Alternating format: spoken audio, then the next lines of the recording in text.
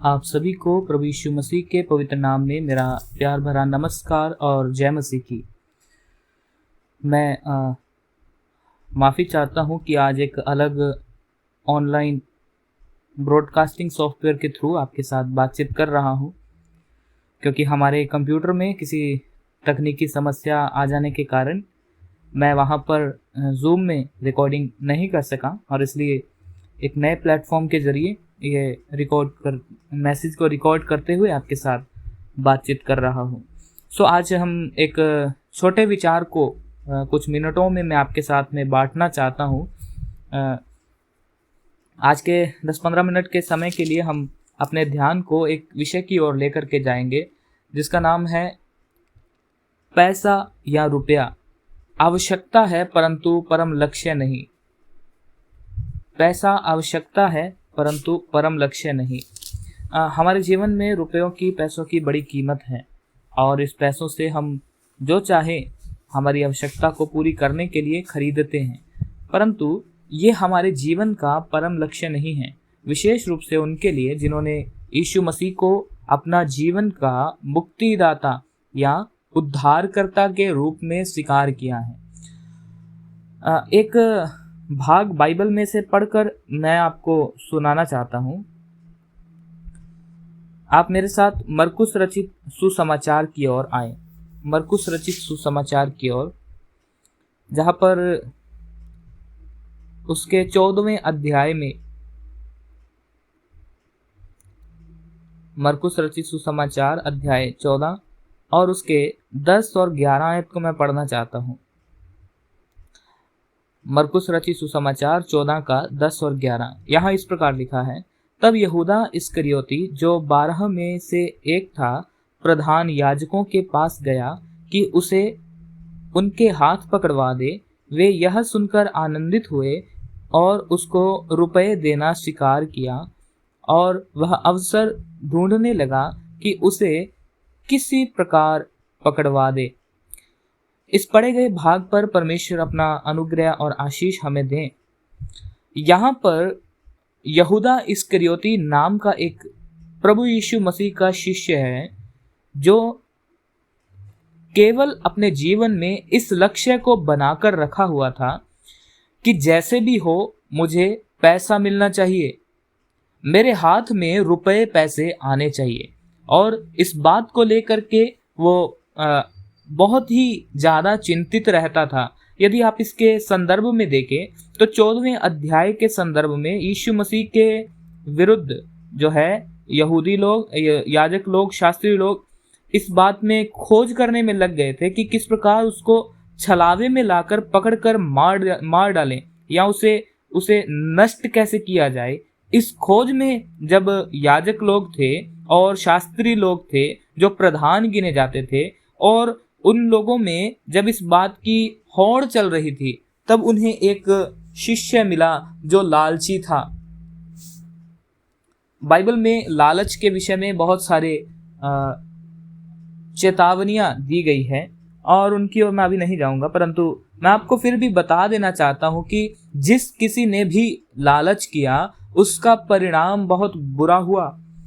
और हम जानते हैं कि लालच जो है वो एक बुरी बला है। अक्सर हम इस शब्द को सुनते आते हैं बचपन से ही, चाहे हम जब हम अविश्वासी भी थे तब भी इस शब्द को सुनते थे, लालच बुरी बला है। और यहाँ पर पैसे को परम लक्ष्य बना लेना ये लालच की श्रेणी में आता है। पैसे के लिए जीना, पैसे को प्राप्त करना, ये लालच है। और यहूदा इस्करियोती ने भी इसी प्रकार की लालच की। आप देखें इस 14वें अध्याय के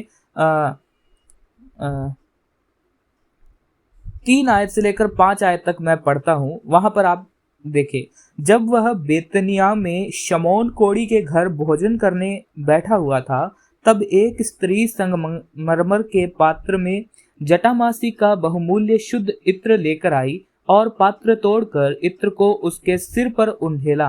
परंतु कोई कोई अपने मन में रिसियाकर कहने लगा, इस इत्र को क्यों सत्यानाश किया गया, क्योंकि यह इत्र 300 दिनार से अधिक मूल्य में बेचा जाकर कंगालों में बांटा जा सकता था। और वे उसको झिड़कने लगे।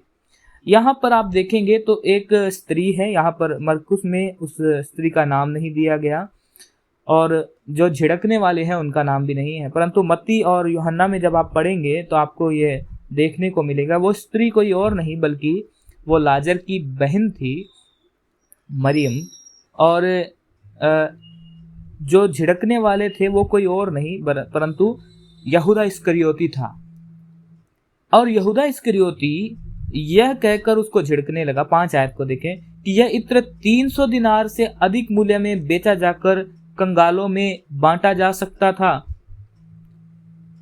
दूसरे अनुवाद में आप देखेंगे तो वहां पर आपको इस प्रकार से देखने को मिलेगा, यहूदा कहते हैं कि यह इत्र 300 दिनार में बेचकर कंगालों में क्यों ना दे दिया गया, क्योंकि यहूदा इस्करियोती के पास, यीशु मसीह के पास जो थैली थी वो रहती थी, रुपयों की थैली।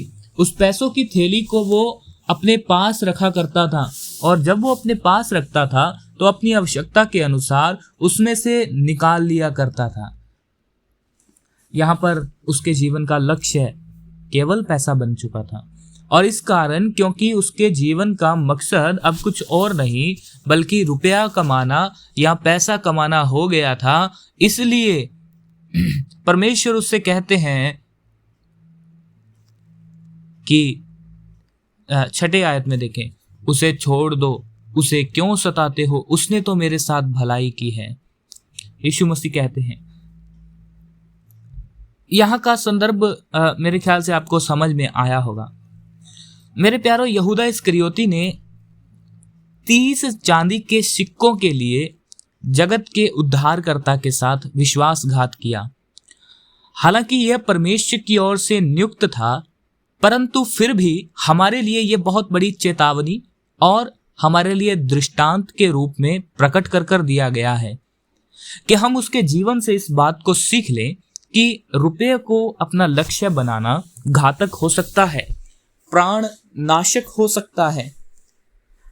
आप जानते हैं, जब यहूदा ने अपने जीवन में उस 30 चांदी के सिक्कों को लिया और जब उसको अपनी गलती का एहसास हुआ, तो उसने उन 30 चांदी के सिक्कों को, जिसके लिए यीशु मसीह को उसने पकड़वा दिया था, उस सिक्कों को ले जाकर याजकों और प्रधान याजकों और शास्त्रियों के सामने फेंक दिया और कहा, ये मुझे नहीं चाहिए। जब उसे इस गलती का एहसास हुआ कि मैंने गलत किया, तब उसने पश्चाताप करते हुए, पछताते हुए, दुखी होकर, उसने पश्चाताप नहीं किया परंतु उसका पश्चाताप एक गिल्टी था। गिल्टी यानी कि दोषी अपने आप को मान रहा था, दोषी करार दिया उसने। और जब उसने अपने आप को दोषी करार दिया तो अब लूका रचित सुसमाचार में और प्रेरितों के काम में, लूका रचित सुसमाचार में जब आप पढ़ेंगे तो आपको यह देखने को मिलेगा। अंत में उसने उस रुपयों को प्रधान याजकों के सामने फेंक दिया और उस रुपयों से एक खेत मोल लिया गया।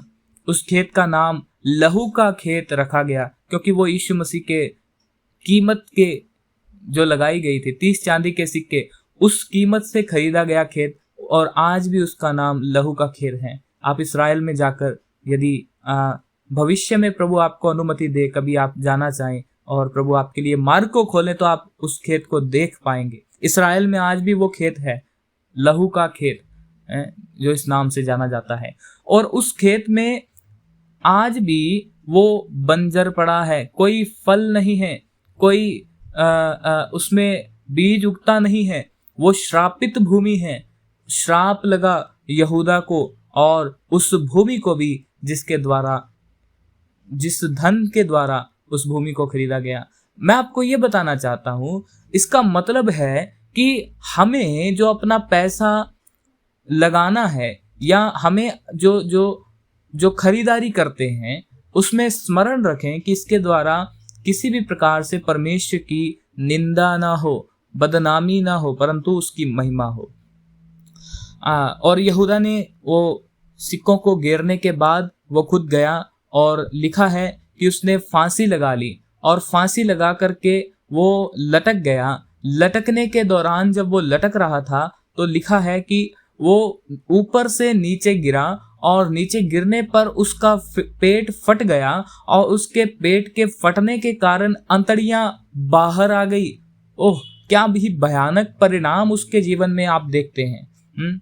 हम देख सकते हैं, पैसा उसने अपने जीवन का लक्ष्य बनाया। वो रुपए की थैली में से अपनी मनमर्जी से पैसे निकाल लिया करता था और रुपए की थैली उसके पास रहती थी। बेईमान यहूदा ने यीशु मसीह को, है ना, उस ईमान के रखने के बजाय उस बेईमानी के अनुसार उसे 30 चांदी के सिक्कों में बेच दिया। परिणाम उसकी मौत बड़ी भयंकर और सर्वदा के लिए उसका नाम श्रापित हो गया है। आज जब हम उसके नाम को स्मरण करते हैं, हम जानते हैं कि वो उसका नाम हमें नकारात्मक भावनाओं को हमारे मन में देता है। एक और उदाहरण मैं आपको देता हूँ। दानियल की पुस्तक में पैसे का लोभ के कारण जो है नबूकदनेस्सर राजा ने कहा, मैं ही प्रधान, मेरा ही राज्य है, मेरा ही वैभव, सब कुछ मेरा ही है। धन का लोभ और घमंड उसने किया। परिणाम उसकी बुद्धि परमेश्वर ने निकाल ली। प्रेरितों के काम 5 अध्याय में हनन्याह सफीरा ने अपने रुपयों को, अपनी भूमि को बेचने के बाद आधा हिस्सा रख लिया और आधा हिस्सा लाकर प्रभु के संतों के कदमों में रखा और कहा कि यह इतने में ही बेचा गया। लोभ किया और परिणाम हम जानते हैं। पहले हनन्याह और फिर उसके बाद उसकी पत्नी सफीरा, वे दोनों मौत के घाट उतार दिए गए। मेरे प्यारो, ये मौत जो है ये अचानक आने वाली नहीं है। ये इंसान को अंदरूनी रूप से धीरे धीरे करके खत्म कर देती है। रुपए का लोभ सब प्रकार की बुराई की जड़ है और ये बुराई एक दिन नाश की ओर ले जाएगी। इसलिए हमें अपने अपने जीवन में जब हम अपने काम को करते हैं, इस बात को स्मरण रखें कि पैसा मेरे लिए जरूरी तो है, परंतु ये मेरे जीवन का लक्ष्य नहीं है, ये मेरे जीवन की उपासना नहीं है। पैसा मेरे जीवन का आधार बनना नहीं चाहिए, परंतु केवल और केवल यीशु मसीह मेरे जीवन का आधार हो। केवल और केवल यीशु मसीह मेरे जीवन का लक्ष्य हो। केवल परमेश्वर की आराधना और उपासना मेरे जीवन का मकसद हो। प्रभु चाहते हैं कि आप अपने जीवन में पैसे के प्रति गंभीर ना हो, परंतु परमेश्वर के प्रति गंभीर हो। पैसे को आप ज्यादा महत्व ना दें, परंतु परमेश्वर को महत्व दें। मैं नहीं जानता ये संदेश प्रभु ने मुझे जब दिया तो वो किसके संदर्भ में दिया, परंतु मैं इतना जानता हूं ये परमेश्वर आज आपसे बात करना चाहते हैं। हो सकता है आपके जीवन में घटी कमी हो, आपको किसी चीज की जरूरत हो, परंतु स्मरण रखें, एक चिंता करने वाला, आपके विचारों को आपको सोचने विचारने वाला एक ईश्वर, संसार के, है ना, हर वस्तुओं के ऊपर जिसको प्रभुत्ता है, उसको आपका स्मरण है, उसे आपकी चिंता है। इसलिए चिंतित ना हो।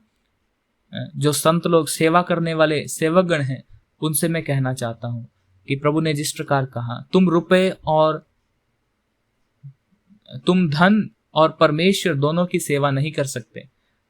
इसलिए, क्योंकि ये जो लक्ष्य हो जाना वो उसकी सेवा करना है। परमेश्वर का मकसद हमारा मकसद हो, परमेश्वर की इच्छा हमारी इच्छा हो, परमेश्वर की योजना हमारी योजना हो, परमेश्वर का जो विचार है वो हमारा विचार होना चाहिए। प्रभु चाहते हैं कि आप भी उसी विचारों को लिए हुए सेवा करें। यहूदा इस्करियोती के जीवन के द्वारा आज हमने इस बात को देख लिया।